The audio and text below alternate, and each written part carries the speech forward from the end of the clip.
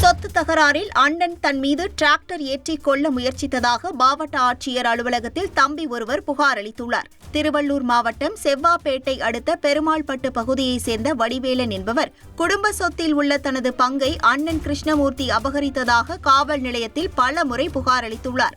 அதில் எந்த நடவடிக்கையும் இல்லாததால் தனது சொத்தை கேட்டு கிருஷ்ணமூர்த்தியிடம் முறையிட சென்றுள்ளார். அப்போது டிராக்டர் ஓட்டிக் கொண்டிருந்த கிருஷ்ணமூர்த்தி டிராக்டரை நிறுத்தாமல் வடிவேலன் மீது ஏற்ற முயன்றுள்ளார். சுதாரித்துக் கொண்ட வடிவேலன் டிராக்டரின் முன்பக்கத்தை பிடித்து தப்பியுள்ளார். இதையடுத்து கிருஷ்ணமூர்த்தியின் மீது மாவட்ட ஆட்சியர் அலுவலகத்தில் வடிவேலன் புகார் அளித்துள்ளார்.